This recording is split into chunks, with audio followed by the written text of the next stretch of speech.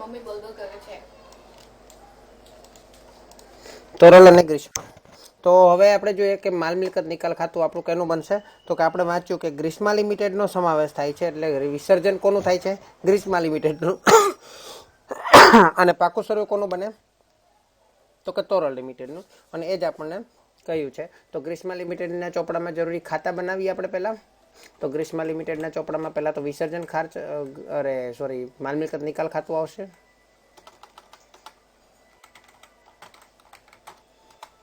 જેનું વિસર્જન થાય તેનું માલ મિલકત નિકાલ ખાતું આવશે.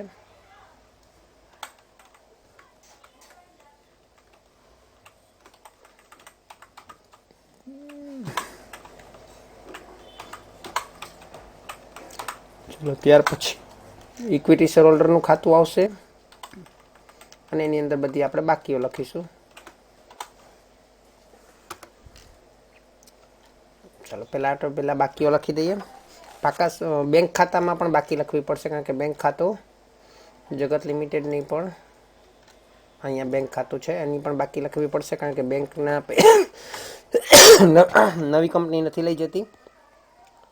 તો ગ્રીષ્મા લિમિટેડની બેંક સિલક સિવાયની બધી મિલકતોને તેવા લઈ લે છે, એટલે બેંક સિલક આપણે આમાં લખશું. બાકી આગળ લાવ્યા.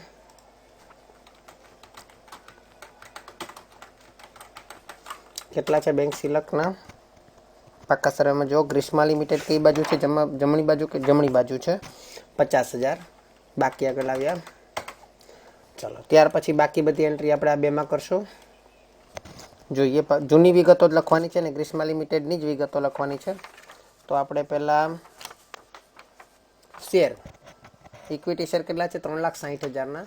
એટલે ઇક્વિટી શેર મૂડી શેર હોલ્ડરોને આપી દેવાની. સામાન્ય અનામત નથી. જામીનગીરી પ્રીમિયમ છે 80,000. તો જામીનગીરી પ્રીમિયમ લખી દઈએ.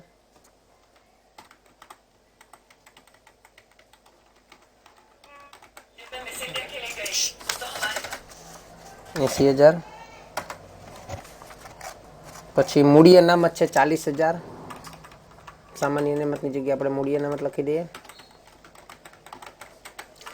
40,000. બધી અનામતો આમાં જ આવશે. પછી નફા નુકસાન ખાતું પણ છે, એ બી આપણે લખીએ.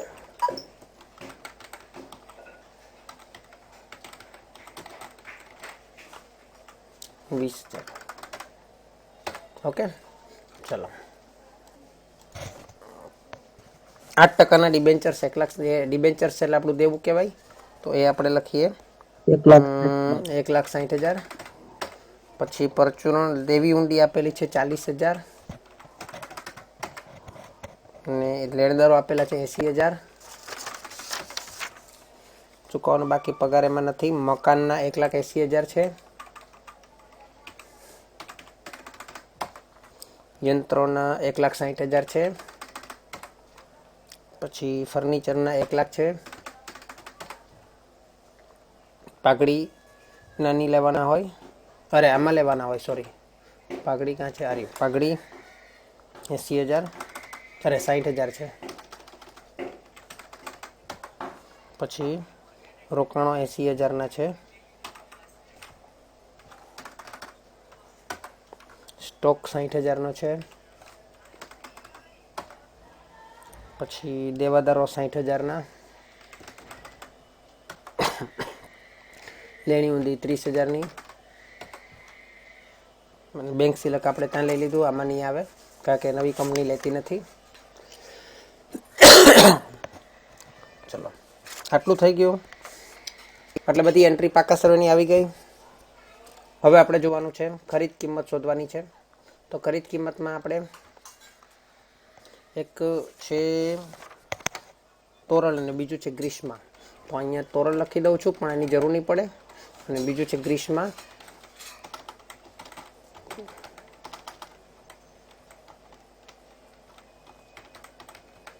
તો તોરલનું તો કંઈ જ બનાવવાની જરૂર નહીં. આંતરિક કિંમત આપેલી હોય તો જ આપણે બંનેની ગણતરી કરવાની હોય.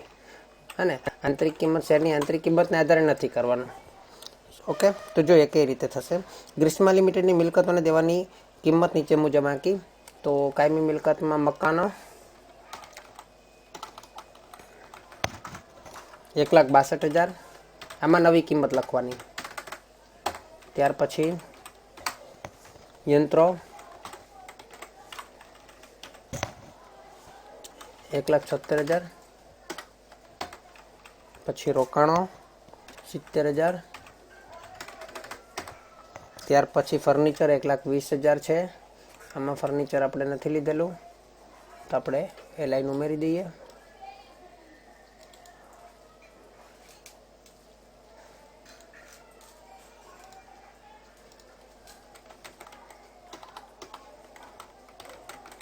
ફર્નિચર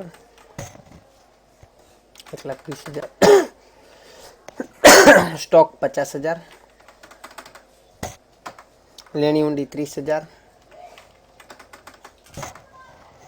દેવાદારો 54,000.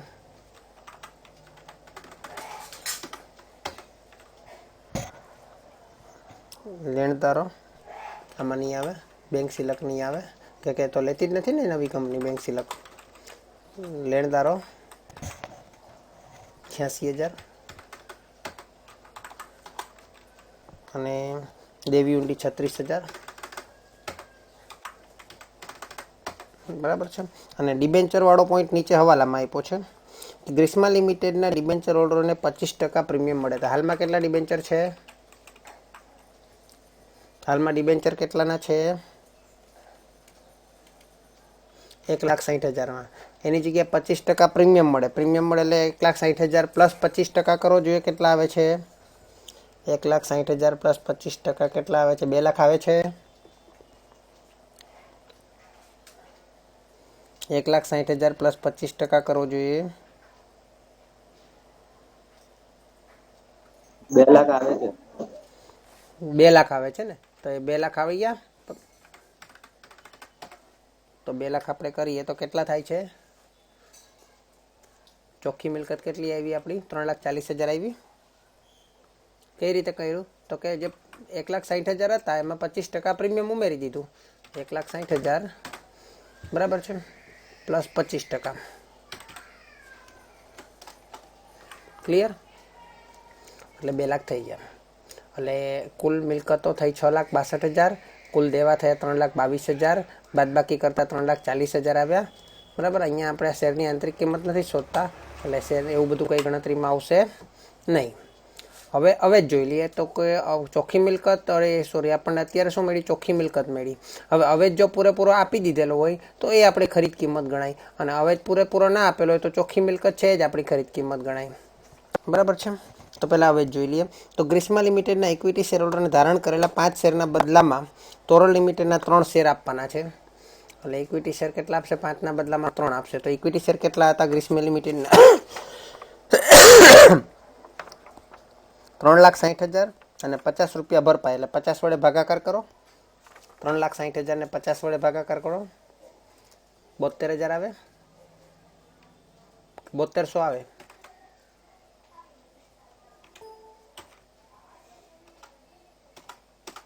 બોલો 72,000 આવે કે 7200 આવે?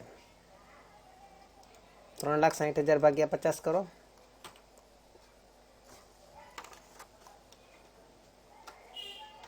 7200 આવે. એટલે 7200 શેર હતા. 7200 શેર ગુણ્યા શું કરવાનું? ગુણ્યા કેટલા ને ભાગ્યા કેટલા? નવા શેર કેટલા મળે છે એને? નવા શેર કેટલા મળે છે?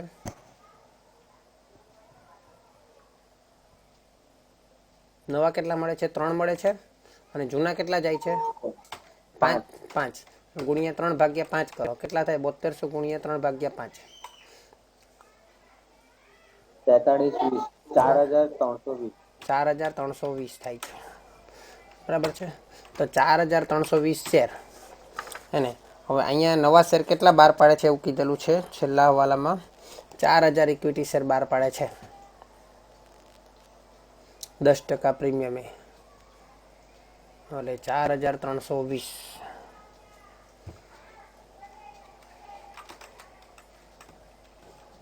4,320 7200 ગુણ્યા 4,320.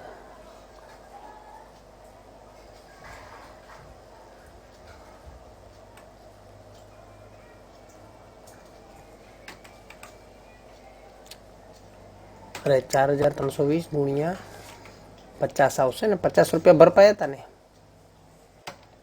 2,16,000 આવે.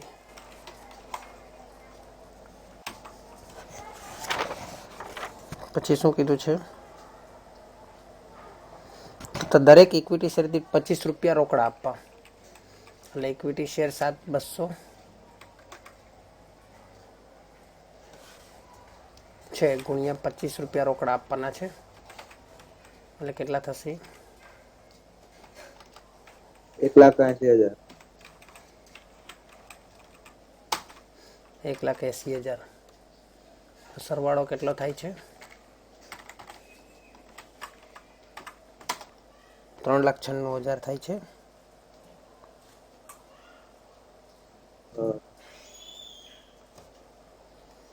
હવે 4,06,000 વિસર્જન ખર્ચના કેટલા હતા? 10,000. ઓકે, તો આ આપણી ખરીદ કિંમત આવી 3,96,000. કઈ રીતે આવી ફરીથી બતાવી દઉં. એક જૂના ઇક્વિટી શેર હોલ્ડર પાસે જૂની કંપનીના 7,200 શેર હતા, એને નવી કંપનીના 3 શેર આપવામાં આવશે. એના 5 શેરના બદલામાં 3 શેર આપવામાં આવે, એટલે ગુણ્યા 3/5 કરવાના, એટલે આપણને મળે, જે નવા શેર મળે તે ગુણ્યા કરવાના, જે જૂના શેરની સંખ્યા તે ભાગ્યા કરવાના, એટલે આપણને નવી કંપનીને મળતા શેર કરીએ તો આ મળે આપણને 4,320. પણ શેરની સંખ્યા, શેરની કિંમત કઈ રીતે જોવાની, તો કે ભરપાઈ થયેલા કેટલા હતા પહેલાં? 50 રૂપિયા ભરપાઈ હતા, એ જ આપણે શેરની કિંમત ગણવાની 50 રૂપિયા, એટલે એ ભરપાઈ હોય એ જ આપણે શેરની આંતરિક પેલી કિંમત ગણીએ, એટલે 2,16,000 થશે. 4,320 ગુણ્યા 60, અને રોકડા 25 રૂપિયા મળે છે, એટલે 7,200 ગુણ્યા 25, એટલે રોકડા મળે છે 25 રૂપિયા, એટલે 1,80,000 બીજા. તો આ બંનેનો સરવાળો એટલે 3,96,000 થઈ ગયા. પરંતુ એની અંદર પાછી એ લોકો શું કરે છે, વિસર્જન ખર્ચના પેલો પોતે કબૂલે છે, એટલે 3,96,000 તો ખરીદ કિંમત પેટે ચૂકવશે, અને વિસર્જન ખર્ચના પોતે કબૂલે છે, એટલે એ બીજા 10 કેટલા છે, 5,000 છે, કેટલા છે વિસર્જન ખર્ચ 10,000 થયો, જે તોરલ લિમિટેડે ચૂકવવાનો છે. એટલે તોરલ લિમિટેડ માટે 10,000 પાઘડી ગણાઈ જાય. શું ગણાઈ જાય? પાઘડી ગણાય, પાઘડીમાં ઉમેરાઈ જાય. બરાબર છે. આવું કેમ થાય છે? English Hindi Gujarati again English. Okay, હવે વિસર્જન ખર્ચ નવી કંપની ચૂકવે તો એ નવી કંપની માટે પાઘડી ગણાઈ જાય. બરાબર છે. એટલે 3,96,000 પ્લસ બીજા 10,000, એ 10,000 એના માટે નવી કંપનીમાં જ્યારે પાઘડીની ગણતરી કરશું ત્યારે પાઘડી તરીકે એમાં ઉમેરી દઈશું. હે, પરંતુ આ પાઘડી થાય, અને બીજી બાજુ અહીંયા જોવા જઈએ તો ચોખ્ખી મિલકત 3,40,000 આવે છે, અને અહીંયા હવે જેની સામે વધારે આપવામાં આવે છે, તો પાઘડી થયું કે મૂડી અનામત થઈ? કયો વધારે કહેવાય? 3,96,000 અને 3,40,000 કેટલા વધારે છે પાઘડીના? જે વધારે હોય તે પાઘડી ગણાય ને. હેલો, 3,36,000. 3,36,000 એટલે નહીં, 3,40,000 અહીંયા છે ને, એ 3,96,000 છે. તો આ બંનેની બાદબાકી કેટલી થાય? કેટલું વધારે આપવા પડે છે પૈસા? કેટલા આપણને ખરીદ કિંમત પેટે વધારે? આ ખરીદ કિંમત છે, અને પેલું ચોખ્ખી મિલકત. ખરીદ કિંમત અને ચોખ્ખી મિલકતનો જે ફેરફાર હોય તે પાઘડી ગણાય. તો ખરીદ કિંમત 3,96,000 અને ચોખ્ખી મિલકત છે 3,40,000. તો પાઘડી 56,000 એ પ્લસ વિસર્જન ખર્ચના 10,000 ચૂકવે, એટલે બીજી પાઘડી 56,000 પ્લસ 10,000 એટલે કેટલી થઈ? 66,000 પાઘડી થશે. પરંતુ આ દાખલામાં પાઘડી કરતાં મૂડી અનામત આપેલું છે, તો પાઘડી અને મૂડી અનામત ધ્યાન આપજો. પાઘડી અને મૂડી અનામત ધ્યાન આપજો, બંને એકબીજાનું વિરોધી છે. શું છે? બંને એકબીજાનું વિરોધી છે. જો પાઘડી આપેલી હોય તો પાઘડીમાં પ્લસ કરો, અને જો મૂડી અનામત વધારે હોય તો મૂડી અનામતમાં પ્લસ, મૂડી અનામતમાંથી માઇનસ કરો જો પાઘડી આવેલી હોય તો. એ હું તમને આગળ ગણતરી કરીને બતાવું પાકા સર્વેના ટાઈમે. હવે આપણે આ ખરીદ કિંમત કેટલી આવી આપણી એ જોઈએ. તો ખરીદ કિંમત આપણી 3,96,000 આવી. જો અવેજ પૂરેપૂરો આપી દીધેલો હોય તો એ જ આપણી ખરીદ કિંમત ગણાય, અને અવેજ નહીં આપેલો હોય તો આપણી જે ચોખ્ખી મિલકત મળે 3,40,000 એ આપણી ખરીદ કિંમત ગણાય. હવે આ 3,96,000 જે મળ્યો એ ખરીદ કિંમત પેટે આપણે ક્યાં લખવાનો? તો કે માલ મિલકત નિકાલ ખાતામાં. તોરલ લિમિટેડ ખાતે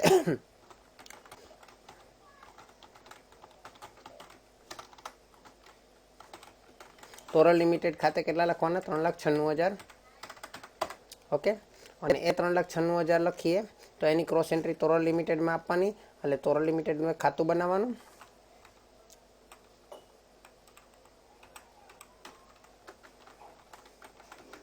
તોરલ લિમિટેડના ખાતામાં માલ મિલકત નિકાલ ખાતેથી એની ક્રોસ એન્ટ્રી આપવાની 3,96,000, બરાબર છે. અને એ ખાતું બંધ કરવાનું. ખાતું બંધ કરીને એને આપણે લખવાનું છે વિગતમાં આપણે શું શું આપીએ છીએ એના સામે. તો કે એક તો તોરલ લિમિટેડના ઇક્વિટી શેર આપીએ છીએ, એનો જે અવેજ છે ને તે લખવાનો. તોરલ લિમિટેડના ઇક્વિટી શેર આપીએ છીએ. ઇક્વિટી શેર કેટલાના આપીએ છીએ? 2,16,000ના. અને બાકીની રકમ રોકડમાં આપીએ છીએ. બેંક ખાતે કેટલા લખીએ? 1,80,000. જે આ બધું ક્યાંથી લાવ્યા? તો કે આપણે અવેજની ગણતરી કરેલી ને, 2,16,000 ને 1,80,000, ત્યાંથી આપણે આ વસ્તુ લાવ્યા. ક્લિયર? ચલો, ત્યાર પછી આની ક્રોસ એન્ટ્રી આપીએ તો તોરલ લિમિટેડના ઇક્વિટી શેરનું ખાતું બનાવવું પડે ક્રોસ એન્ટ્રી આપવા માટે.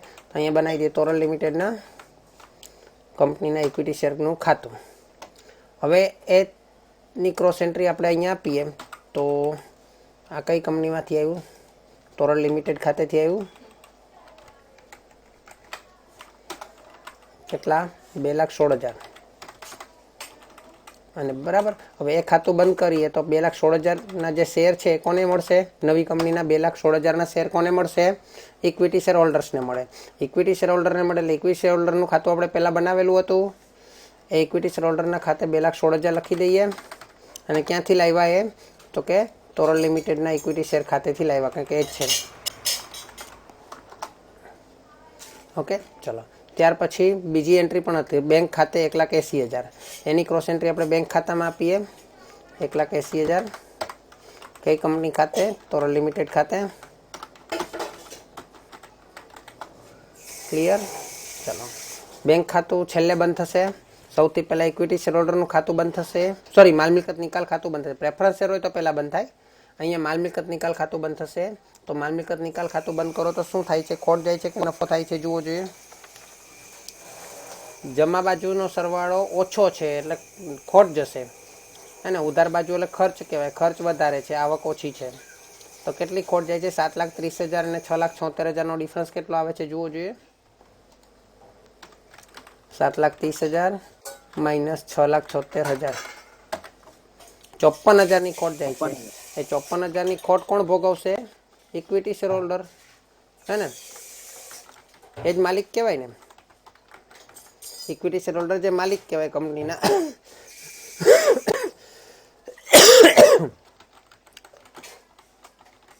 ઓકે, ચલો, એની ક્રોસ એન્ટ્રી આપણે આપી દઈએ ઇક્વિટી શેર હોલ્ડરના ખાતામાં. રોકડ બેંક ખાતે નહીં, પણ અહીંયા લખી દઈએ માલ મિલકત નિકાલ ખાતે ખોટ કેટલી છે? 54,000.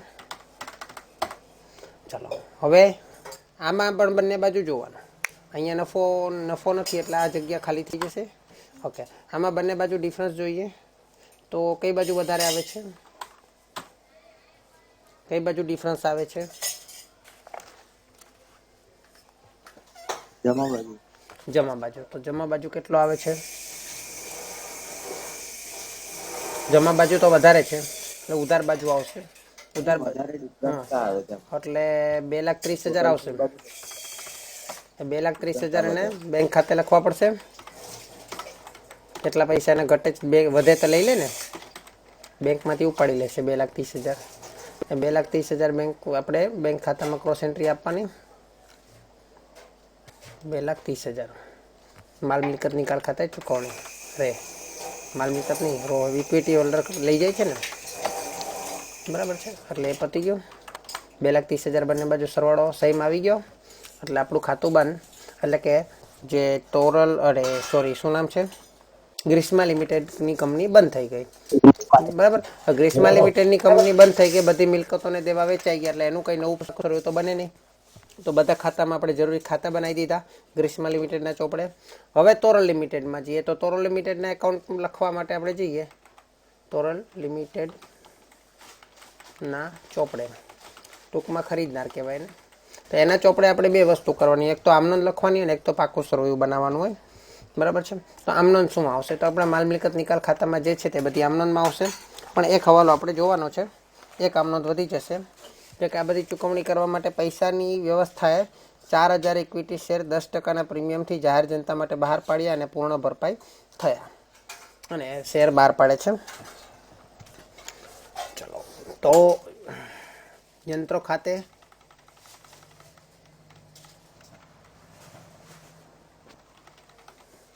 અહીંયા 4000 ઇક્વિટી શેર બહાર પાડે છે, પણ અહીંયા 4320 છે.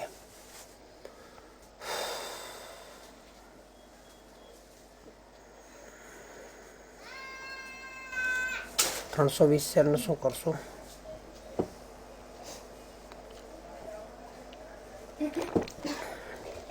ચલો, કઈ વાંધો નહીં.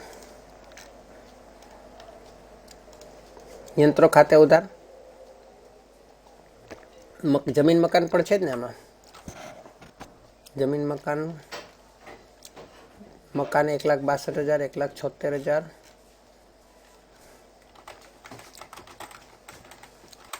મકાન ખાતે ઉધાર 1,65,000. જે મિલકતો આવે ને, નવી કંપની પાસે મિલકતો આવે, મિલકત આવે તો ઉધાર થાય. યંત્રો ખાતે ઉધાર કેટલા? 1,76,000. પાઘડી ખાતે ઉધાર, આમાં તો પાઘડી ગણી નથી. પછી શું છે? રોકાણો ખાતે ઉધાર 70,000.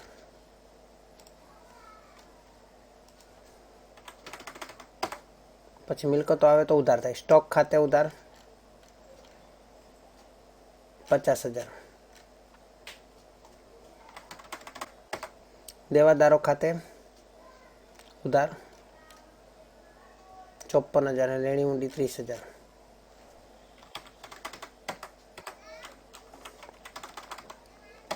કે બાકી છે? ફર્નિચર બાકી છે કદાચ. ફર્નિચર હતું ને 1,20,000. તો આપણે અહીં પાઘડીની જગ્યાએ લખી દઈએ ફર્નિચર ખાતે 1,20,000 હતા કદાચ. ડિબેન્ચર ખાતે જમા 2 લાખ. લેણદારો ખાતે જમા 86,000. દેવી ઊંડી ખાતે જમા 36,000. ત્યારે રંગત લિમિટેડના ઇક્વિટી શેર ખાતે હવે અહીંયા જોવાનું છે જરા. લિક્વિડેટર ખાતે ખરીદ કિંમતની ગણતરીમાં આપણે પાઘડી નથી લીધી અહીંયા, અને ખરીદ કિંમતમાં 3,44,000 એમાં પાઘડી નથી ને, એ અલગ ગણવાની છે. તો 3,44,000.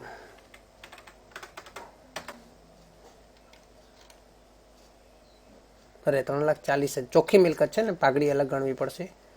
એટલે અને આપણે પાઘડીમાં 3,44,000 નહીં, પણ પછી મૂડી અનામત બી છે એટલે તો એમાં માંડી વાળવું પડશે. પાઘડીમાં 56,000 અને 10,000 વિસર્જનના એટલે 66,000 થશે. અને વિસર્જન ખર્ચ ચૂકવે છે એટલે 56,000 જ લેવું પડશે અહીંયા પાઘડીમાં. પાઘડી ખાતે ઉધાર અહીંયા લખી દઉં છું. પહેલી એન્ટ્રી હું પછી બતાવીશ એટલે તમને આઈડિયા આવી જશે. કેટલા છે? 10,000 ને? 10,000. નહીં 10,000 નહીં, 56,000. પેલા એ અલગ ગણાય. 56,000નો ડિફરન્સ આવ્યો ને તે. હવે આ બંનેનો સરવાળો સરખો આવવો જોઈએ. કેટલા છે? 2,16,000 નહીં, કેટલા છે?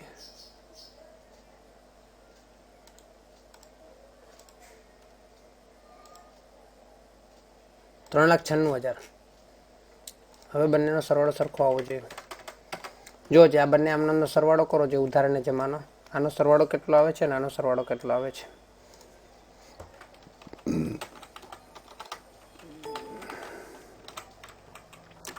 ઉધાર બાજુનો સરવાળો 7,18,000, જમા બાજુનો સરવાળો 7,18,000 બરાબર છે.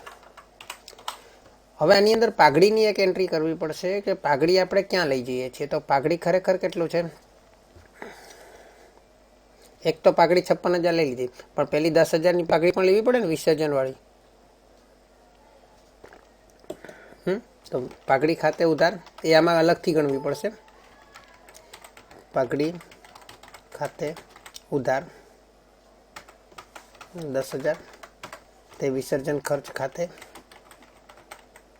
વિસર્જન ખર્ચ નહીં ગણાય, રોકડા ચૂકવે છે એટલે રોકડ ખાતે 10,000 વિસર્જન ખર્ચને ચૂકવ્યા તેના.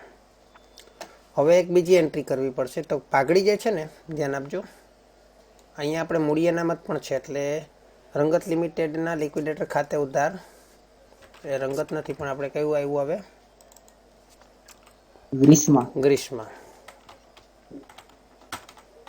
ગ્રીષ્મા લિમિટેડના લિક્વિડેટર ખાતે ઉધાર કેટલા થયા અહીંયા ઉપર 3,96,000 થયા.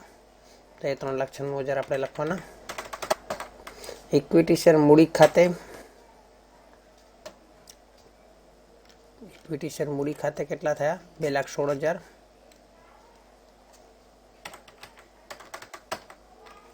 તે જામીનગીરી પ્રીમિયમ ખાતે કોઈ પ્રીમિયમથી બહાર નથી પડ્યા હમણાં.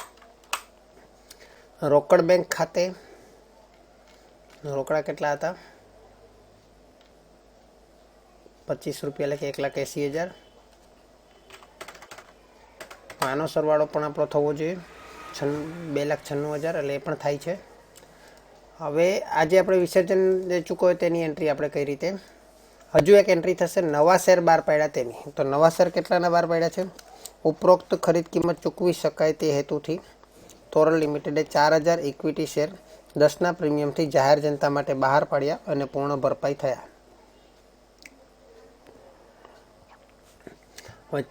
હવે આપણને ખબર છે કે 50 રૂપિયાનો એક શેર છે, બરાબર. ઉપર જે આપણે શેરની ગણતરી કરી એમાં 50 રૂપિયાના શેર તરીકે ગણતરી કરી. હવે તે બહાર પડે, પછી શેર બહાર પાડવાની એમનું શું હોય, બેંક ખાતે ઉધાર પૈસા આવે ધંધામાં. કેટલા, તો કે 4,000 ઇક્વિટી શેર બહાર પાડ્યા ને 10% પ્રીમિયમ, એટલે 4,000 ગુણ્યા 50 અને 400 ગુણ્યા 50. 4,000 ગુણ્યા 50 કેટલા થશે 2 લાખ. અને 400 ગુણ્યા 50 એટલે કેટલા થશે 20,000, એટલે 2,20,000 થશે તમારા અહીંયા. કઈ રીતે થશે તમને બતાવું. તો કે બેંક ખાતે ઉધાર તે ઇક્વિટી શેર મૂડી ખાતે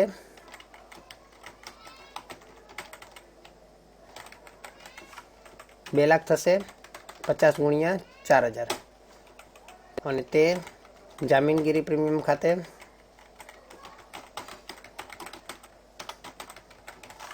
કેટલા થશે 20,000. હવે આ જામીનગીરી પ્રીમિયમ તો ઠીક છે, પણ આપણી પાસે તો મૂડી અનામત બી છે. મૂડી અનામત છે કે નહીં,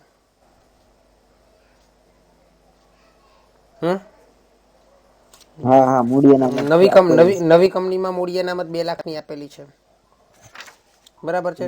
નવી કંપનીમાં પાઘડી પણ આપેલી છે 1 લાખની, બરાબર છે. તો બધી પાઘડી જે છે ને અત્યાર સુધીમાં જેટલી પણ પાઘડી આવી ને આપણી 56,000, 10,000 અને નવી પાઘડી કેટલી છે 1 લાખ, એ ત્રણેયનો સરવાળો કરવો જોઈએ. જૂની પાઘડી કેટલી છે 1 લાખ છે.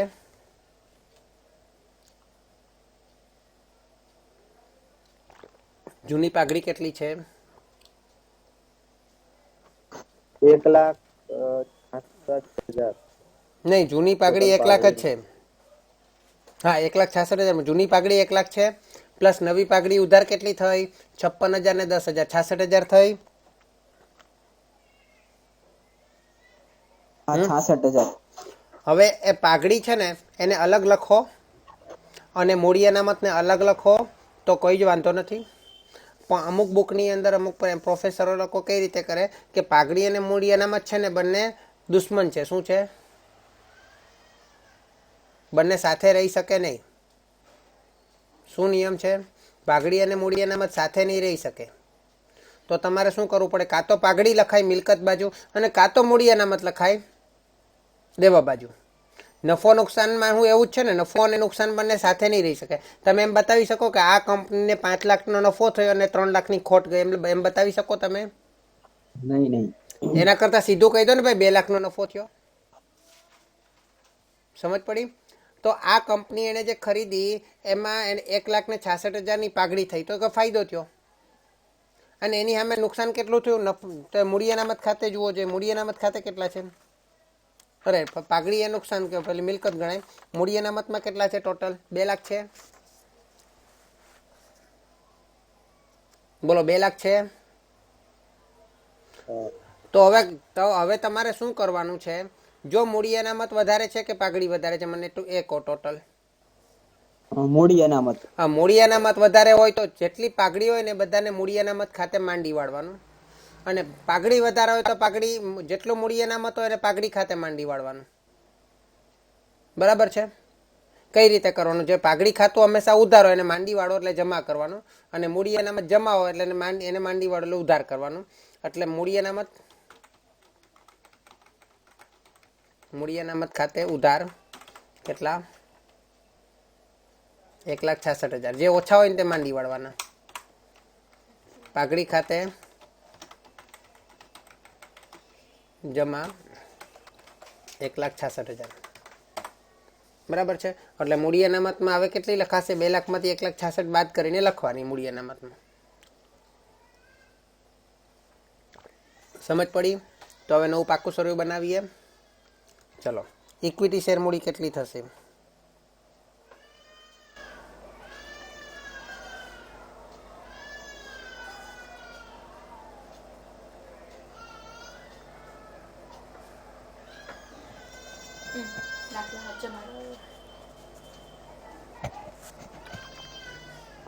જૂની કેટલી હતી ઇક્વિટી શેર મૂડી? જૂની ઇક્વિટી શેર મૂડી કેટલી હતી? 6 લાખ હતી. જૂની ઇક્વિટી શેર મૂડી 6 લાખ હતી.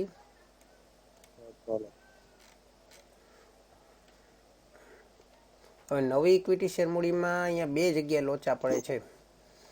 એક તો આપણે નવા ઇક્વિટી શેર બહાર પાડ્યા 2 લાખના તે, અને એક તો આપણે જૂના ઇક્વિટી શેર હોલ્ડરને 2,16,000 આપ્યા તે ત્યાં વધી જાય છે ને અહીંયા ઘટે છે.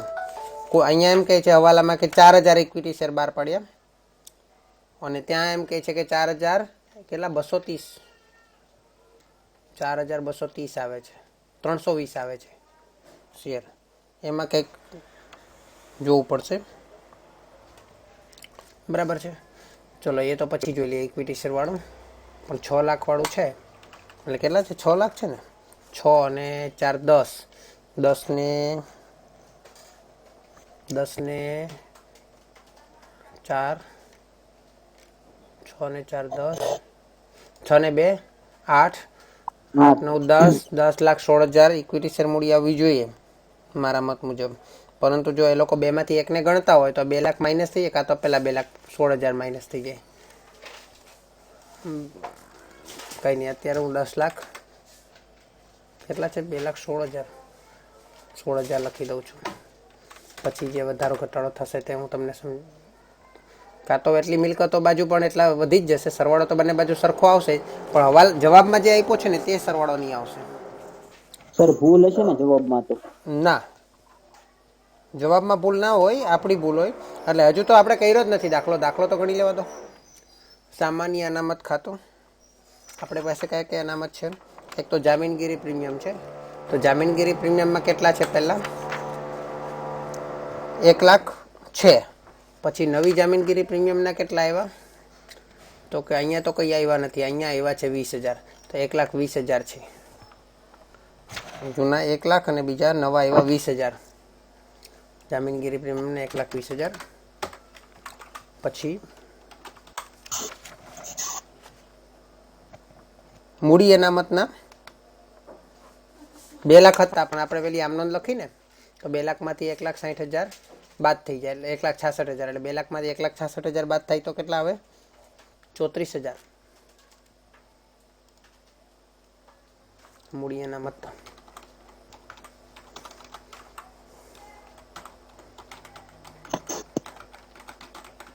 મૂડી અનામત ખાતે 34,000. ચલો ત્યાર પછી નફા નુકસાન ખાતું 80,000 હતું, તો 80,000 જ રહેશે, કંઈ નવું એની અંદર ઉમેરાયું નથી.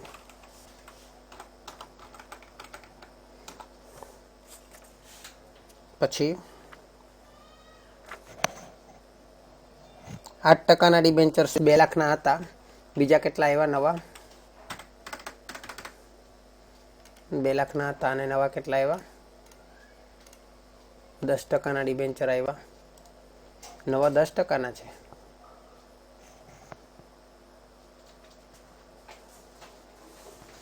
નવા 10%ના છે. એ 2 લાખના આવ્યા.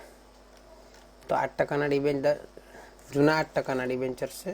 બંને અલગ અલગ લખવા પડે. 8%ના ડિબેન્ચર્સ કેટલા છે? 2 લાખ. અને નવા 10%ના ડિબેન્ચર એ પાછા અલગ લખવા પડે.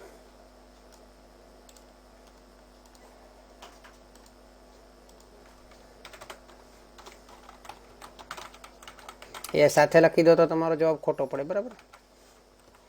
એ નવા કેટલા આવ્યા? એ બી 2 લાખના.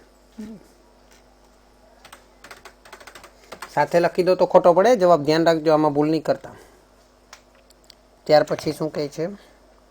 લેણદારો 1 લાખના હતા. લેણદારો 1 લાખના હતા. અને પછી નવા કેટલા આવ્યા? નવા લેણદારો 86,000. એટલે 1,86,000.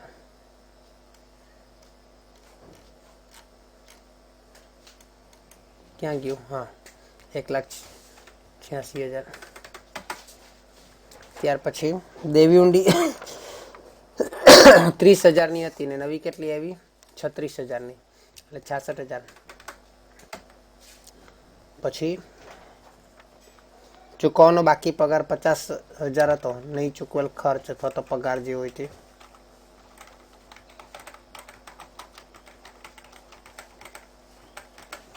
કેટલો છે? 50,000. ચૂકવવાનો બાકી પગાર 50,000 હતો. નવો કંઈ છે જ નહીં, બરાબર? એટલે ક્લિયર થઈ ગયું. ચલો હવે મિલકત બાજુ જોઈ લઈએ. તો મિલકત બાજુ, દ્રશ્ય મિલકતોમાં આપણે દ્રશ્ય નથી, આ વખતે મકાન ને બધું અલગ અલગ છે. તો જમીન મકાન કેટલા છે? જૂના કેટલા હતા? જૂના 3 લાખના હતા અને નવા 1,62,000ના, એટલે 4,62,000. પછી એ બધું નીચે મિલકતોની કિંમત આપેલી જ છે, એટલે એમાં જ જોઈ લેવાનું. જૂના 6 લાખ હતા યંત્રો અને નવા 1,76,000, એટલે 6 ને 1 7,76,000. પછી પાઘડી તો આપણે માંડી વાળી ને, એટલે એ લખાશે જ નહીં. બીજું શું છે? રોકાણો 70,000ના નવા અને જૂના 1 લાખના, એટલે 1,70,000 રોકાણોમાં આવશે.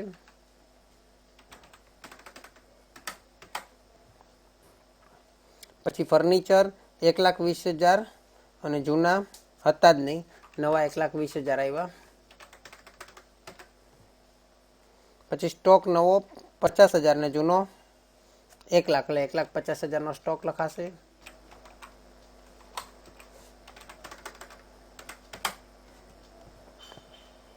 પછી લેણી ઊંડી જૂની 50,000 અને નવી 30,000, એટલે 80,000 થશે. હા, 80,000. પછી દેવાદારો 54,000 અને જૂના અને 50,000, 50. એટલે 1,04,000. પછી લેણદારો 86,000. લેણદારો તો આવી ગયા ને આપણા, એ બી આવી ગયું. હા. ઓકે, એટલે અહીંયા પ્રાથમિક ખર્ચ એવું કંઈ છે નહીં ને?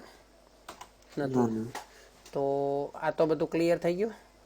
હા, રોકડ બેંક જોઈ લઈએ. રોકડ બેંકમાં ફેરફાર હશે, કારણ કે નવી અહીંયા આપણે પાકા સર્વેમાં જોઈ લઈએ તો કે જૂની કંપની પાસેથી તો કંઈ રોકડ લીધી નથી. પાઘડી નથી. જૂની રોકડ આપણી પાસે 60,000 હતી અને નવા શેર બહાર પાડ્યા ને આપણે. કેટલાના શેર બહાર પાડ્યા? આ શેર બહાર પાડ્યા ને 2,20,000ના. તો જો કેલ્ક્યુલેટર લો જોઈએ. પહેલાં જો જૂની રોકડ છે ને, રોકડ બેંક સિલક જૂની 60,000 ટાઈપ કરો, જોઈએ કેલ્સી પર 60,000. જૂની રોકડ બેંક સિલક 60,000 છે ને, ટાઈપ કરો જોઈએ. હવે આમનોની અંદર જે પણ રોકડ બેંક જમા થતું હોય માઇનસ કરો અને ઉધાર થતું હોય પ્લસ કરો. તો ઉધાર બધું પ્લસ કરો. પહેલા રોકડ ઉધાર થાય છે કશે, તો કે હા અહીંયા પર નવા શેર બહાર પાડ્યા હતા 2,20,000 એ ઉધાર થાય છે, એટલે પ્લસ 2,20,000 કરો માઇનસ. હવે જમા થતા હોય ને રોકડ કે બેંક એ બધું માઇનસ કરો. તો કે એક તો અહીંયા પાઘડી ખાતે ઉધાર તે પહેલાં આપણે વિસર્જન ખર્ચના આપ્યા હતા ને એ 10,000 માઇનસ થી આપણી પાસેથી. પછી બીજા અહીંયા જ્યારે આપણે ગ્રીષ્મા લિમિટેડને ખરીદ કિંમત પેટે 1,80,000 રોકડા આપ્યા હતા 25 રૂપિયા લેખે, એ માઇનસ કરો. પછી બસ પતી ગયું. તો આ 90,000 આવ્યો જવાબ? કેટલો આવ્યો? હા, એટલે રોકડ બેંકમાં 90,000 લખું મેં. ચલો, સરવાળો કેટલો આવ્યો? 19,52,000. પેલી બાજુ પણ 19,52,000 આવ્યો તો હા આવી ગયો. હવે જવાબમાં જોઈ લઈએ. જવાબમાં કેટલો છે બુકમાં? એ જ છે જવાબ. ક્લિયર? દાખલો ક્લિયર થયો?